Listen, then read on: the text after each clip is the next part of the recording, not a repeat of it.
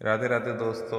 तो आप सबको आज बताने वाले हैं कि लाल जी का अगला बाहुल्य उत्सव कहाँ पे होने वाला है। तो आप भी गैस करके बताइए, कमेंट सेक्शन में ज़रूर बताइएगा कि अगला उत्सव कहाँ पर है। राधे राधे।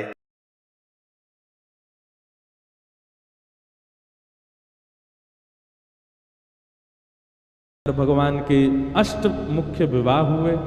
भौमासुर नाम के एक राक्षस था, उसके यहाँ 16,100 राजकुमारियां बंधी थीं। भगवान ने जाकर के उनको मुक्त कराया, उनको आज्ञा की कि आप सब अपने घर जाओ। पर 16,100 राजकुमारियों ने एक साथ भगवान से प्रार्थना की, भूयात पतिर्मे मह्यम, आप ही हमारे पति बन जाओ। हमको कोई और स्वीकार करे ना करे, इससे बढ़िया अच्छा है कि आप ही हमें स्वीकार कर लो। भगवान ने 16,100 राजकुमारियों को स्वीकार किया और एक साथ सबसे विवाह किया। 16,108 भगवान के विवाह हुए। पूरी द्वारिका नगरी में आनंद होने लगा। ठाकुर जी कितने कृपालु, कितने दयालु। ब्रज के नंद लाला, राधा जी के सांवरिया, सब दुख दूर हुए जब तेरा नाम लिया। ब्रज के नंद लाला, राधा जी के सांवरिया, सब दुख दूर हुए गाओ भाव से जब तेरा नाम लिया। ब्रज के नंद लाला, राधा जी के सांवरिया, सब दुख दूर हुए जब तेरा नाम लिया। ब्रज के नंद लाला, करताल बजा के गाओ। राधा जी के सांवरिया, सब दुख दूर हुए जब तेरा नाम लिया। ओ सब दुख दूर हुए जब तेरा नाम लिया। सब दुख दूर हुए जब तेरा श्री राधा रमण लाल की।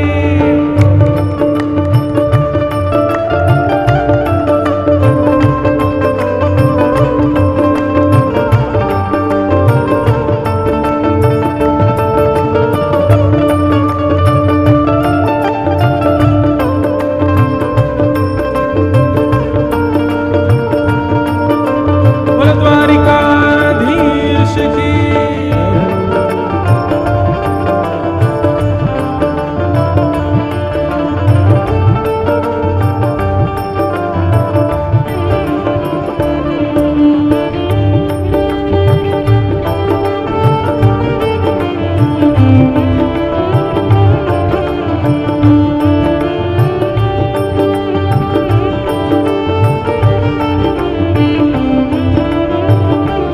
गाओ सब लोग। ओ मीरा पुकारे तुम्हें, गिरधर गोपाला, मेरा पुकारे तुम्हें, गिरधर गोपाला। मीरा पुकारे तुम्हें, गिरधर गोपाला, मेरा पुकारे तुम्हें, गिरधर गोपाला।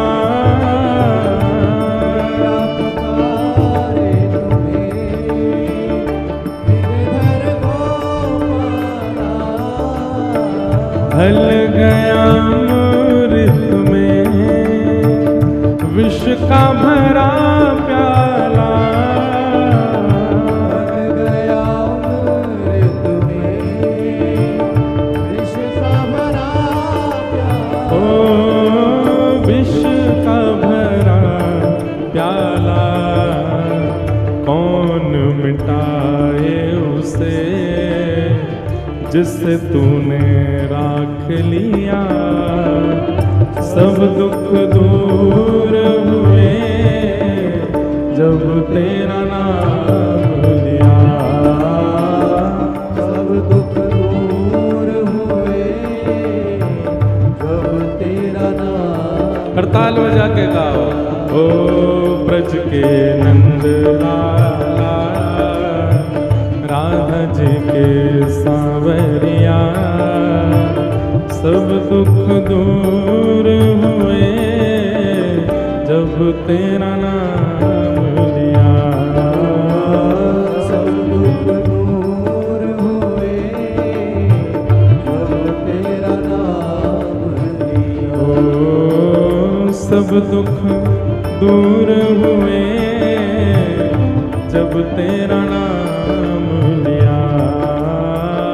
सब दुख दूर हुए जब तेरा नाम लिया। जब तेरे गोकुल में आई विपदा भारी, जब तेरे गोकुल में आई विपदा भारी। ओ, जब तेरे गोकुल में आई विपदा भारी, जब तेरे गोकुल में आई विपदा भारी। तो ओ एक इशारे में टाली विपदा सारी,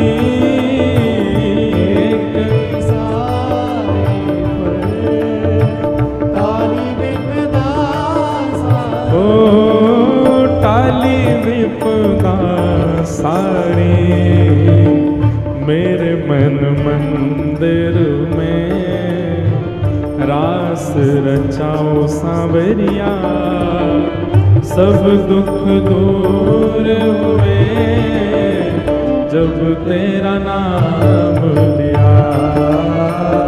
सब दुख दूर हुए जब तेरा नाम लिया। हाँ, सब दुख दूर हुए जब तेरा नाम लिया। सब दुख दूर हुए जब गाओ। तेरा नाम लिया। ओ ब्रज के नंद लाला, राधा जी के सांवरिया, सब दुख दूर हुए जब तेरा नाम लिया। दुख दूर हुए जब गिरधर गोपाल की।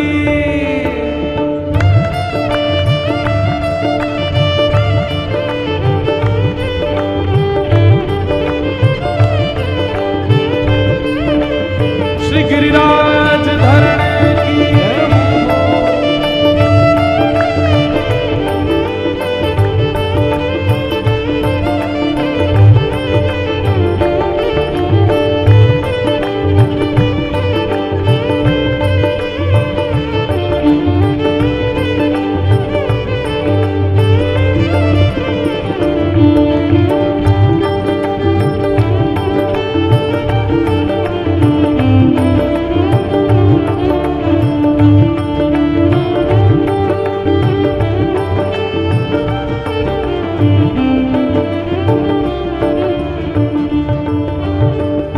देख रहे हो तुम मेरे दुखड़े सारे, देख रहे हो मेरे दुखड़े सारे। देख रहे हो तुम मेरे दुखड़े सारे।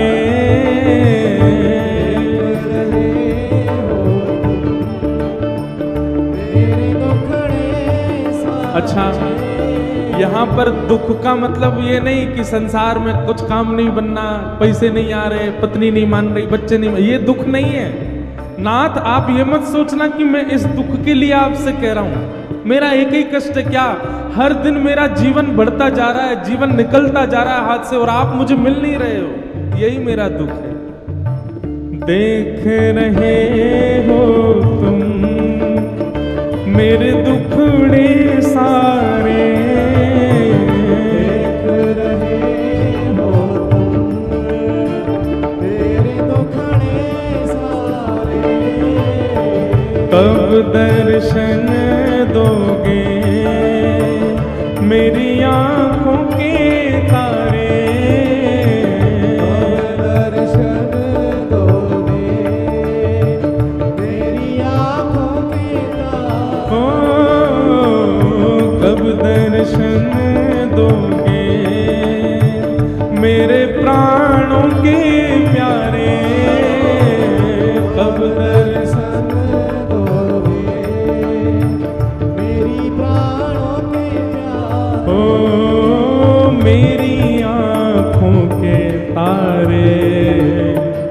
कैसा दर्शन करना है?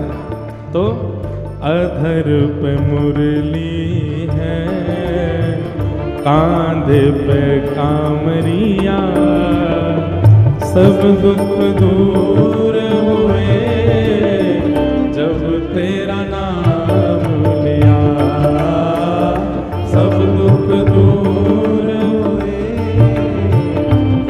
तेरा नाम, हाँ, सब दुख दूर हुए जब तेरा नाम लिया, सब दुख दूर हुए, भाव में भर करके सब लोग गाओ।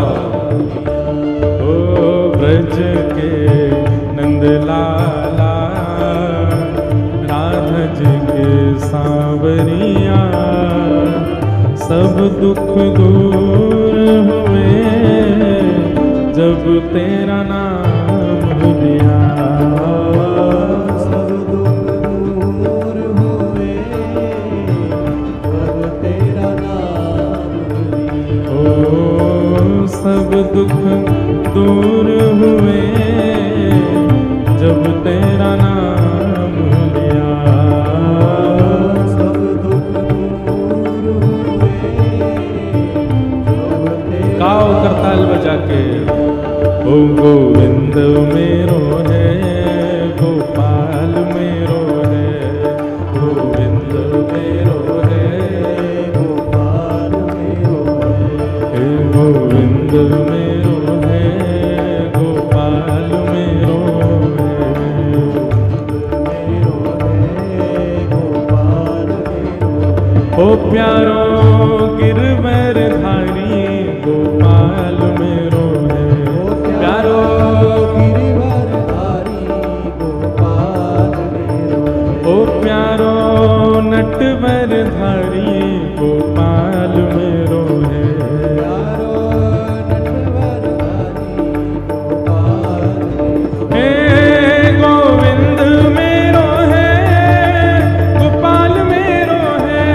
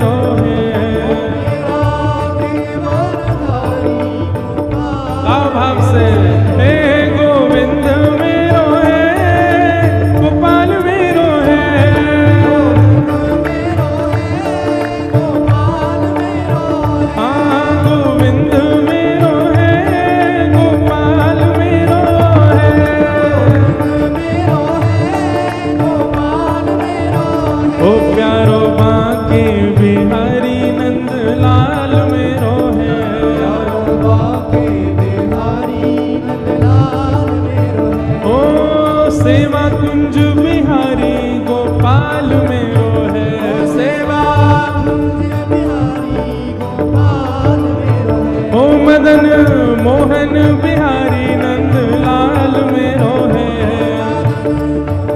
बिहारी गोपाल मेरो हे गोपीनाथ बिहारी नंद लाल मेरो है, गोपीनाथ बिहारी नंदलाल मेरो है। ओ प्यारो गिरिवर धारी नंद लाल मेरो है, प्यारो गिरिवरधारी नंदलाल मेरो है। हे गोविंद मेरो है, गोपाल मेरो है, मेरो है गोपाल मेरो है। हाँ गोविंद मेरो है, गोपाल मेरो है, गोविंद मेरो है गोपाल मेरो है। हे गोविंद मेरो है, गोपाल मेरो है हाँ गोविंद मेरो है, गोपाल मेरो है। हे गोविंद मेरो है, गोपाल मेरो है गोविंद मेरो है, गोपाल मेरो है। गोविंद मेरो है, गोपाल मेरो है गोविंद मेरो है, गोपाल मेरो है। गोविंद मेरो है, गोपाल मेरो है हे गोविंद मेरो है, गोपाल मेरो है। गोविंद मेरो है,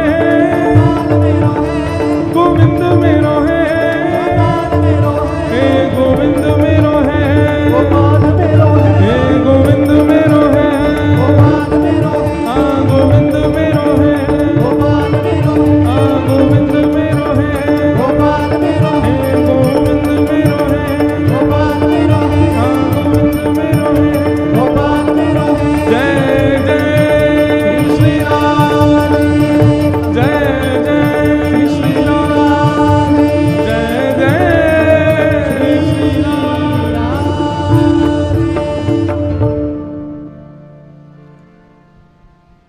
देख रहे हो तुम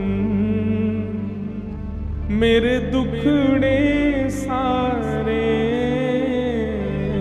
देख रहे हो तुम गाओ सब लोग, मेरे दुखड़े सारे। कब दर्शन दोगे मेरी आंखों के तारे, कब दर्शन दोगे मेरी आँखों के तारे। ओ मेरे आंखों के तारे, अधर पे मुरली है, कांधे पे कामरिया, सब दुख दूर हुए जब तेरा नाम लिया, सब दुख दूर हुए जब तेरा नाम लिया। हो ब्रज के नंद लाला, राधा जी के सावरिया, सब दुख दूर हुए जब तेरा नाम लिया, सब दुख दूर हुए जब तेरा नाम लिया। ठाकुर जी कितना ध्यान रखते हैं सबका। बंधुओं, हमारे जीवन में कोई आपत्ति विपत्ति संकट पीड़ा रोग कुछ भी आ जाए, सबकी एक ही औषधि है, क्या? हरि नाम। ठाकुर जी का नाम पुकारना प्रारंभ कर दें, ठाकुर जी अपने आप उसको सुमंगल कर देते। इस प्रकार भगवान के 16,108 विवाह हुए। तत्पश्चात द्वारिका लीला का विस्तार बताया गया। भगवान राजसूय यज्ञ में पांडवों के यहाँ पर पहुंचे, वहां पर शिशुपाल का वध हुआ। आगे कुरुक्षेत्र में ब्रजवासियों से ठाकुर जी का मिलन हुआ, ब्रज द्वारिका मिलन का सत्र सुनाया गया। तत्पश्चात भगवान के परम मित्र श्री सुदामा जी की कथा सुनाई गई।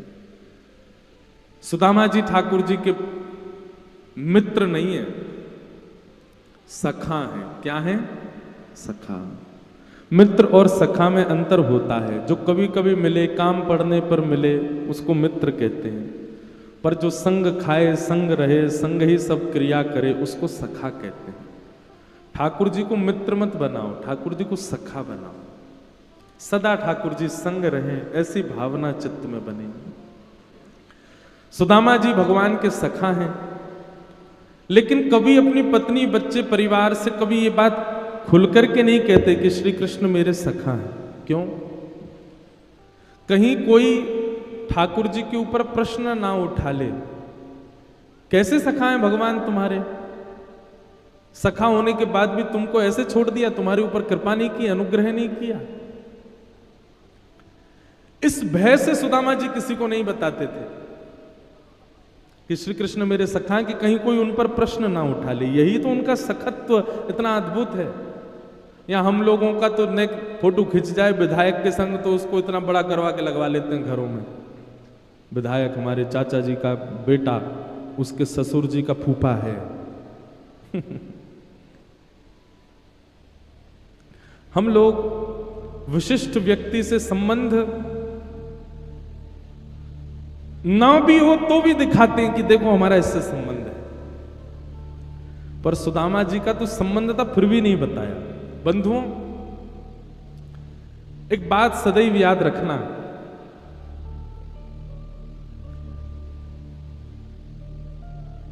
धन और विद्या जितनी बांटोगे उतनी बढ़ेगी। भजन और प्रेम जितना गोपनीय रखोगे उतना बढ़ेगा। दोबारा बोलें, धन और विद्या जितनी बांटोगे उतनी बढ़ेगी, उतना बढ़ता है। और भजन और प्रेम, इसको जितना गोपनीय रखोगे, जितना छुपाओगे उतना बढ़ेगा। भजन और प्रेम को अगर आपने पर्दे में नहीं किया, उसका प्रस्तुतिकरण कर दिया, तो भजन और प्रेम घट जाएगा। प्रेम का ढिंडोरा पीट दो, प्रेम का ढिंडोरा पीटोगे, आपका प्रेम नष्ट होगा। चाहे वो संसार से हो, चाहे वो ठाकुर जी से हो। संसार से प्रेम नहीं होता, संसार से प्यार होता है। क्या होता है? प्यार। प्रेम तो निष्काम होता है, प्रेम तो अत्यंत स्वच्छ होता है, वो केवल ठाकुर जी से होता है।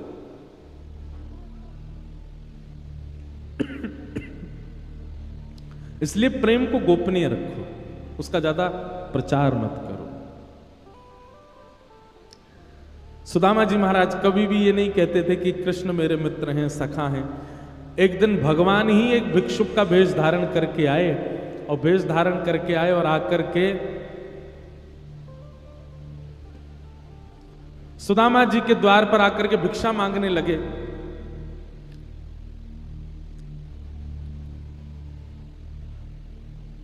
सुदामा जी की पत्नी सुशीला जैसे ही बाहर आई, आकर के कहा कि भगवान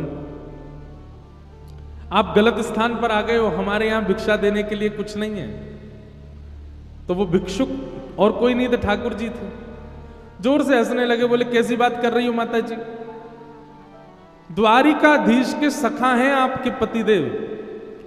सोने की नगरी में रहने वाले द्वारिकाधीश के सखा के पास इतनी भिक्षा नहीं कि एक भिक्षुक को दे दे। सुदामा जी की पत्नी बोली आपको किसी ने गलत बता दिया है, द्वारिकाधीश के तो हम दूर दूर तक कोई संबंध ही नहीं है, हमारे पति मित्र कैसे हो सकते हैं। महाराज भिक्षुक ने प्रमाण सहित कह दिया, बोले कि तुम्हारे पति के मित्र हैं द्वारिकाधीश। सुशीला बोली मुझे कैसे पता चले? बोले देखो तुम्हारे पति छुपाते हैं कि कहीं तुम कुछ मांग जांच ना कर लो कि भाई अपने मित्र से कुछ मांग लाओ, वो तो इतने बड़े संपत्तिवान लक्ष्मीपति हैं। इस भय से वो तुमको बताते नहीं है कि श्री कृष्ण उनके मित्र हैं। बाकी हम आपको एक उपाय बता रहे हैं, आप अपने पतिदेव सुदामा जी के पास जाकर के केवल इतना कहना कि क्या कृष्ण आपके बचपन के सखा हैं? यदि वे भजन में बैठे हों, उनके नेत्र खुल जाएं, वो घबरा जाएं, उनकी जीभ लड़खड़ा जाए, तो हमारी बात मान लीजिएगा, हम सत्य बोल रहे हैं। सुशीला ने वैसा ही किया। जैसे ही सुदामा जी भजन में बैठे थे, नेत्र बंद करके स्मरण कर रहे थे, सुशीला ने जाकर के कहा, सुनिए, क्या द्वारिकाधीश आपके बचपन के सखा हैं? सुदामा जी ने इस रहस्य को सबसे छुपा करके रखा, लेकिन आज पत्नी ने जब ये बात कही, सुदामा जी के हाथ से माला छूट गई, आंखें खुल गईं, घबरा गए, नेत्रों में आंसू आ गए। बोले नहीं नहीं, किसी ने गलत जानकारी दी, ऐसा कुछ नहीं। तो बोले गलत जानकारी है तो इतने घबरा क्यों गए आप? ये माला क्यों छूट गई आपके हाथ से? 10 दिन पहले हमारा बालक गिर गया था, वो जानकारी जब मैंने आपके भजन के समय दी, आपके नेत्र नहीं खुले। आप भजन करते रहे, मुझे इशारा करते रहे कि संभालो उसको। बालक को चोट लग गई तब आपको कोई प्रभाव नहीं पड़ा, लेकिन मैंने कहा कृष्ण बचपन के सखाएं, तो माला छूट गई हाथ से, नेत्र खुल गए, आपके नेत्रों में अश्रु भरा है। आपको मेरी सौगंध है, छुपाइए मत, झूठ मत बोलिए, सत्य बताइए, श्री कृष्ण से आपका क्या संबंध? सुदामा जी के नेत्रों से अश्रु गिरने लगे। देवी, कहीं कोई मेरे मित्र पर प्रश्न ना उठा ले कि उसका मित्र में सुदामा इतना दीन, श्री कृष्ण का मित्र होने के बाद भी इतना दीन, इतना दैन्य, इतना निर्धन, कहीं कोई मेरे कृष्ण मित्र पर प्रश्न ना उठाए। इसलिए मैं इसको गोपनीय रखता हूं बात को, मेरे लाला पे कोई प्रश्न नहीं उठावे। कन्हैया मेरो मित्र नहीं है, कन्हैया तो मेरो सखा है, बचपन को सखा। अरे हम तो ऐसे सखाएं देवी कि एक दूसरे के कपड़ा पहन लेते और पूरी लीला सुनाने लगे। गुरुदेव गृह कार्य देते थे करने के लिए, कन्हैया को रोज को नियम मोकू ले जातो और मोकू प्रलोभन देतो। बोले हे सुदामा, मैं तुमको बेर खिलाऊंगा, मैं तुमको बढ़िया बढ़िया फल ला के दूंगा, तू मेरो काम कर दे, तू मेरो गृह कार्य कर दे। पहले देवी अपनो गृह कार्य बाद में कर दो, पहले कन्हैया को गृह कार्य कर दो। जब भी कोई गुरुजी प्रश्न पूछते, कन्हैया को उत्तर नहीं पता होता तो इशारों करके बतातो, बाद में कन्हैया मुंह को हृदय से लगा ले, तो तू हर जगह मेरी रक्षा करे। ऐसो मेरो सखा। विद्यालय पूर्ण भयो तो बहुत रोयो, मुझसे गले लग के इतना रोयो, बोले कि अब सुदामा कब मिलेंगे हम? मैंने की लाला, तेरो जब मन करे तब आए जाइयो, पर अब बड़ो व्यस्त है गयो है, द्वारिका को राजा है गयो है, सोने की नगरी में रहवे, अब बाकी व्यस्तता के कारण वो तो आ ना सके। और देवी बढ़िया ना आ रहे हो, हमारे घर में व्यवस्था भी तो नहीं, कहां बैठाएंगे, कछु खिलावे को भी नहीं है। अगर आ गए हो और कन्हैया अकेले तो आवे ना, वहां किसी कितनी सेना चले, हम तो कोई को मुंह भी नहीं दिखा पाएंगे यदि कन्हैया आ गए हो। मैं तो रोज प्रार्थना करूं, अरे कन्हैया तू जाए प्रसन्न रहे, आ मत जाइयो, कभी आ गए हो तो हम बाकी मेहमान नवाजी ना कर पाएंगे। मेरो बचपन को सखा है कन्हैया। देवी, पर मैं अपने लाला को रोज याद करूं। नेत्र बंद करके भागवत जी में श्री सुदामा जी का भाव बताया, अयम ही परमो लाभो उत्तम श्लोक दर्शन। बंधुओं, सुदामा जी से एक चीज सीखो, हम तिलक लगा करके, वैष्णव बन करके, कंठी माला पहन के, एकादशी करके भी ठाकुर जी पे एहसान करते हैं।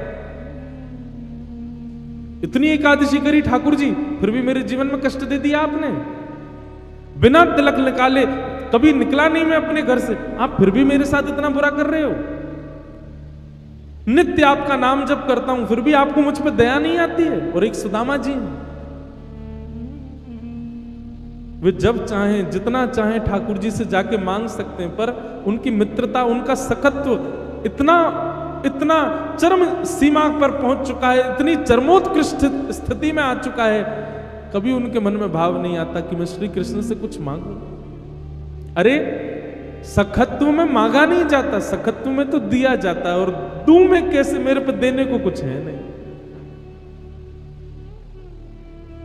इसलिए मैं तो देवी यहीं बैठे बैठे रोज आशीर्वाद देता हूं कि कन्हैया तू जहां भी है प्रसन्न रहे, तो पे कभी कोई आंच नहीं आवे। बंधुओं, प्रेम का मतलब मिलन नहीं होता, प्रेम का मतलब प्रेमी का दिख जाना नहीं होता, प्रेम का मतलब प्रेमी से सामने बैठकर के बातें करना नहीं होता। प्रेम का मतलब प्रेम होता है, वो चाहे जहां है, जैसा है, सन्मुख नहीं है तो भी उससे वार्ता होती है। वो सामने नहीं है फिर भी वो दिखता है, वो मिलता नहीं है फिर भी रोज हृदय से लगता है, वो प्रेम है। हम सीधी बात एक कहते हैं बंधुओं, प्रेम में कभी कोई मांग नहीं होती। प्रेम तो स्वच्छंद प्रेम होता है। जिस प्रेम में मांग लिया जाता हो, जिस प्रेम में कुछ इच्छा मन में आ जाती हो, समझ जाना प्रेम नष्ट हो गया।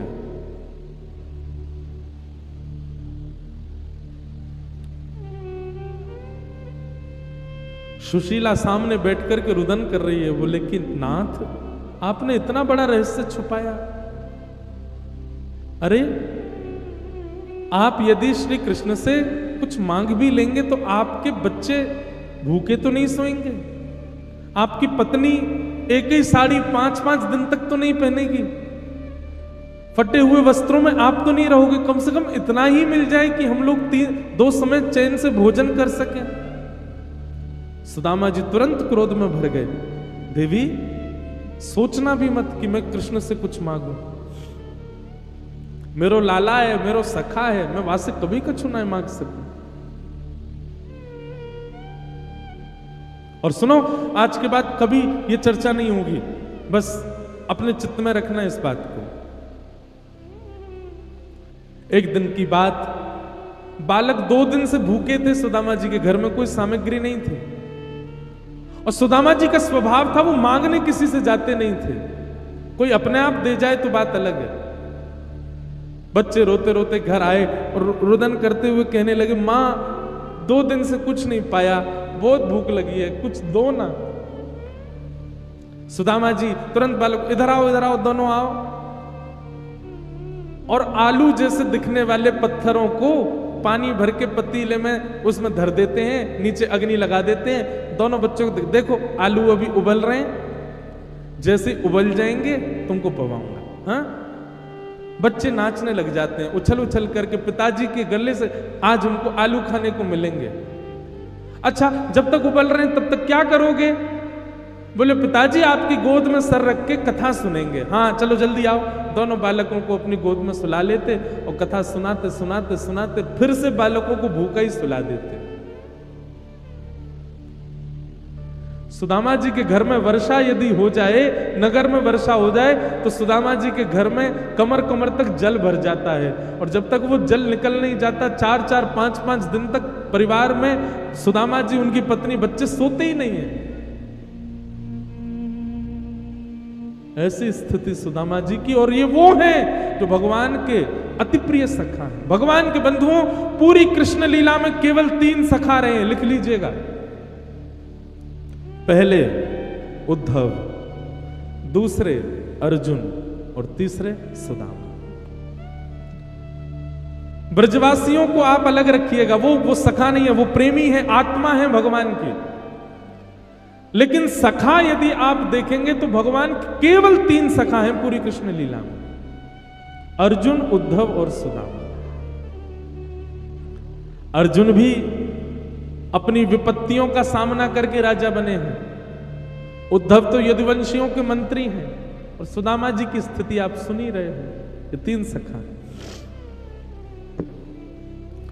पत्नी ने जैसे ही देखा कि बच्चे आज भी भूखे सो गए, रोक नहीं पाई स्वयं को और सौगंध दे दी, सुदामा जी आपको मेरी और बच्चों की कसम है, आपको सौगंध है, आप अभी द्वारिका जाओ। और मैं नहीं कहती कि आप कुछ मांगने जाओ, आप केवल उनसे मिलने चले जाओ। सुदामा जी नेत्र बंद कर लिए और बोले, देवी मैं सब समझ रहा हूं, तुम मिलने के लिए नहीं भेजना चाह रही हो, तुम इसलिए चाह रही हो मैं जाऊं तो मुझे कृष्ण देख ले और मेरी स्थिति देख करके उसको पता चल जाए कि मेरी हालत क्या है, तुम यही चाहती हो। सुदामा जी की पत्नी बोली, हां मैं यही चाहती हूं, आपको परवाह नहीं है, पर मुझे चिंता है अपने बच्चों की। आप मत देखने जाइए, खुद को दिखा करके आ जाइए एक बार। मैंने सुना है उनकी दृष्टि जिस पर पड़ जाती है वो संपन्न हो जाता है। सुदामा जी बोले, शायद मैं लौट करके कभी नहीं आऊंगा देवी, क्योंकि मुझे संपन्न होने के लिए नहीं जाना कृष्ण के पास, मेरी कामना नहीं है, पर तुमने सौगंध दी है तो मैं जा रहा हूं, लौट के आऊंगा, इसकी उम्मीद मत रखना।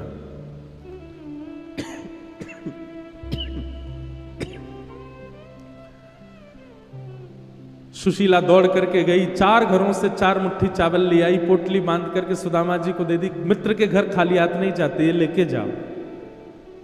फटी हुई सी पोटली, उसमें 4 घर के चावल, 4, ये चतुराई है सुदामा जी की पत्नी की। एक घर से चावल नहीं लाई है, क्यों?